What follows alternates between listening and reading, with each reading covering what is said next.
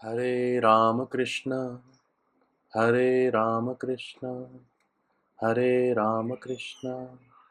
Good morning, friends. So, today we will be starting a new series which is for the result of Sun being in all the signs in your chart. So, starting with Aries, likewise, we'll cover it for all the 12 signs, and in future, we'll cover it for all the planets for all the 12 signs. So, this is the first in the series. So, for Sun in Aries, what are the results one can expect? What effects does it have on the person's characteristics, his nature, his likings, dislikings? All these things we'll study in this small lecture. Okay, so Sun in Aries is termed as a warrior sun.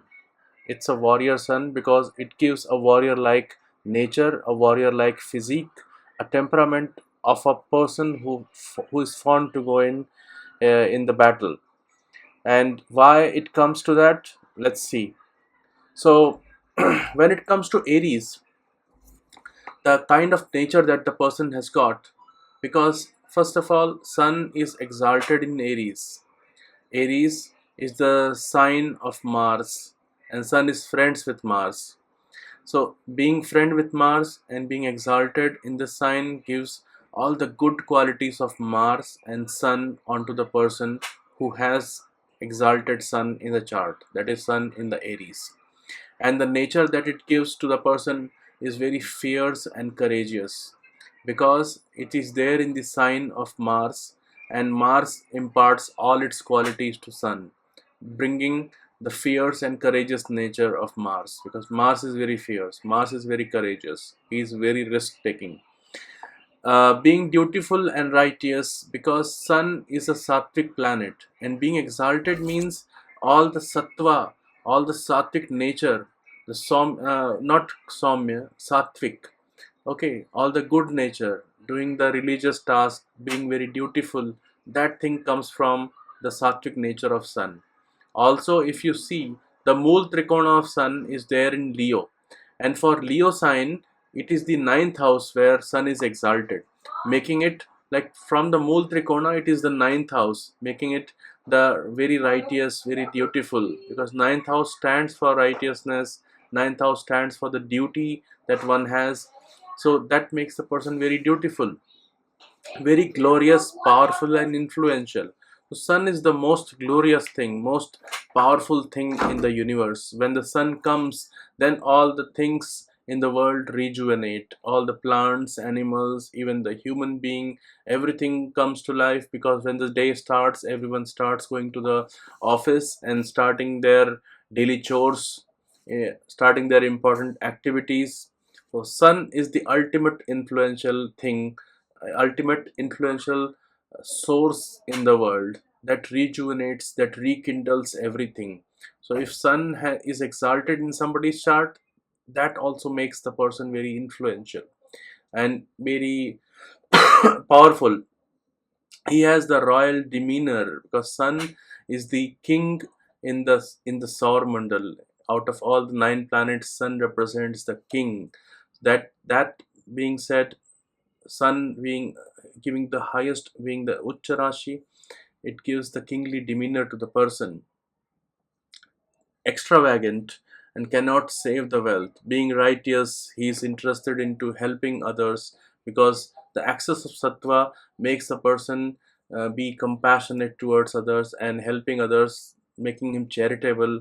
Also, he thinks that it is his duty to those donations, and that's why he cannot actually save much money. He will just be extravagant. He'll be spending on all other things, just like a king. Just like a king, he'll not care about the money. He'll basically spend it on others, and it will also make him very clever, because sun is the natural lord of fifth house of intelligence. So that cleverness will come from the sun's nature. What are the likes and dislikes? So sun being in the house of Mars makes him fond of war, because Mars is the kind of planet who goes to war. Mars is the Senapati, he is the commander in chief of Devatas. He's the Lord Subramanyam, he is the Lord Kartikeya, who is the who is the commander of Devata, okay, Devas. So he likes to go into the war, and Sun being over there, it gives that liking for the war. He is very fond of traveling because Aries is the Chara Rashi. It's a movable sign, and movable sign brings in a lot of energy, outgoing energy to the person. Also, Mars is relatively a fast planet compared to others, and Sun is also a fast planet. So it all gives an especially the high energy of these two, Mars and Sun, along with the Chara Rashi Aries, gives the person liking for a lot of traveling. Then what are the talents and skills? Okay, these people, they will be very adept in shastras and sciences and spiritual religious texts. Why? Because Sun is the sattvic planet, and being the sattvic planet, it gives person the ability to understand the sciences well. Because to understand the sciences in a delicate way, to understand the spiritual texts, you need to have your intelligence, your buddhi completely uh, purified of all the tamas. So the excess of sattva in the person makes the person very easily able to grasp the nature of sciences. The person will be very good in art and craft. He'll be very good with war strategies, because the sattvic nature, the scientific, the, the knowledge of these sciences, along with the attitude of going to war from Mars, if you combine these two things, then the person becomes actually very good at strategizing the wars, going to battles, going to war, what kind of strategy to follow. That actually comes in very easily to these people. They'll be very good at the use of weapons. Again, a Mars-like quality. Being the being in the house of Mars, this gives him the quality to basically use the weapons in a better way. What livelihood options? Those livelihood options, because Sun is sattvic, but Sun is cruel, along with there in the house of Mars, and with the highest amount of energy. It gives the right combination of the righteousness as well as courageousness. Courage comes from Mars, and righteousness comes from Sun. So any profession that requires blend of these two things, like going to army or doing police, or any other such activity that I cannot think of, but you may think of, something which is righteous and which is courageous, that is very suitable for these people. Then what all experiences they will have? So because sun is the karaka of fifth house is for the fame, for recognition, for awards. So these people will easily get the name, fame, awards, honor, respect in the society, because the natural fifth lord is exalted in the chart. And also they will lose wealth because of expenditure, because their kingly nature, because sun is the king of the all the planets, so he'll behave like king, he'll spend like anything, and that way he may lose some money.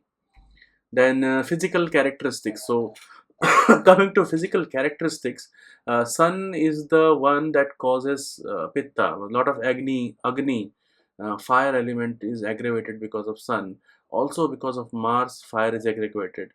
The Aries is also for fire. So you see all the three elements are for fire in the chart. That makes the person, the Agni element go haywire. Okay, so basically the Pitta is aggravated in such people.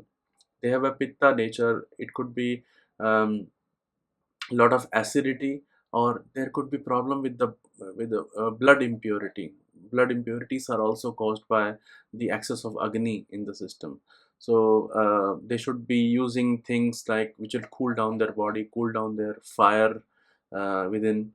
On the good side, sun stands for the bones and the bony structure, the structure of the body. So they have very good physique because the bones are quite good.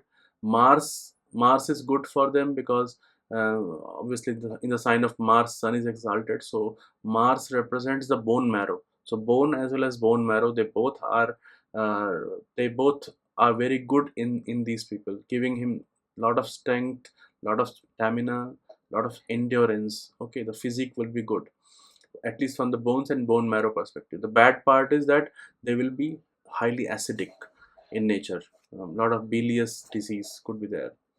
Then not just sun being over there, it may so happen that other planet could be aspecting sun, and that aspect of other planet would basically bring in some new kind of energy to these people. Okay, so whatever we discussed so far, the sun, Mars and Aries energy combined.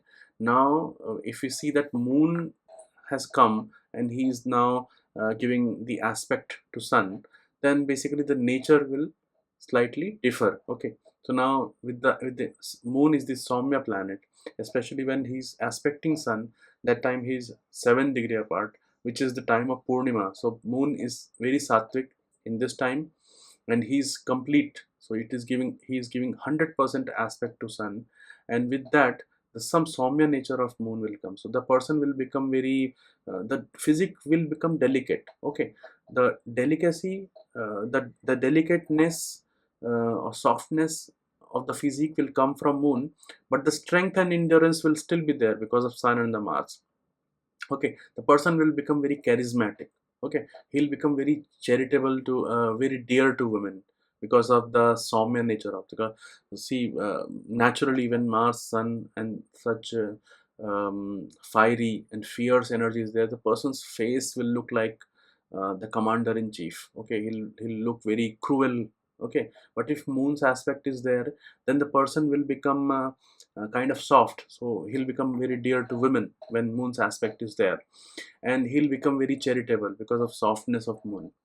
On the other hand, when he'll have many servants also, and charming. Then coming to the Mars aspect on sun. Okay, so Mars aspect will again aggravate the cruelness in the person. Okay, because Mars is very cruel and tamasic planet. So if it is he's aspecting, actually aspecting sun, then it brings out that cruelness in that person. He'll become not just fierce, he'll become double fierce. Okay, he'll become more courageous in the war. He'll become and moon also, Mars also gives some reddish complexion. So the face will be slightly reddish. Okay, he'll have a good eyesight because Mars, even though tamasic, he's a friend of sun. So whatever agenda of sun is there, it will improve because of Mars. And sun represents, sun and moon, they both represent the eyesight, because they are the luminaries in the system. They have their original light, and because of that, the eyesight will be better with the aspect of Mars. Okay, there will be courage in battle. Again, the that nature of Mars, being a commander in chief, being the head of the war, the person will be very good in the battle. He'll become very courageous. And then coming to the Jupiter's aspect, what Jupiter will do, that Jupiter is a sattvic planet and sun is also sattvic energy, so it will bring out more of a sattvic energy in the person. Okay, so instead of person going to war, he will be like explaining shastras. Okay, he'll be giving advice to the people, so that minister nature will come in the person. Okay, he'll become very wealthy because sun and Jupiter, they both stand for the wealth. Okay, so Jupiter's aspect will bring out more of a wealth in the person. Okay, he'll will become very good judge, because the access of sattvic energy, his buddhi, his mind, intelligence is highly purified, so he can see all the sides of the both the sides of the argument. So he becomes his judgment becomes very good. Okay, he becomes very influential. Again, the good aspect of sun will come into picture. Then coming to Saturn's aspect on the sun. So Saturn is obviously negative planet for sun. He doesn't like Mars. He doesn't like sun. So, and it is also the debilitation sign of Saturn. Aries being the debilitation sign of, so it will try to destroy this sign. Okay, it will try to bring down the karakatwas of sun. Okay, so being said, this will give more disease to the person. Okay, uh, like if I say the person is highly acidic because of this, so he'll try to aggravate that disease. Okay, he'll try to aggravate that kind of disease in him. And he'll also make the person very hardworking. Okay, because it is the natural characteristic of Saturn to make somebody suffer because of excess hard work, because he wants to inculcate the perseverance in that person. Okay, he will say that, okay, no, your charisma will not work. Okay, your charm is not going to work.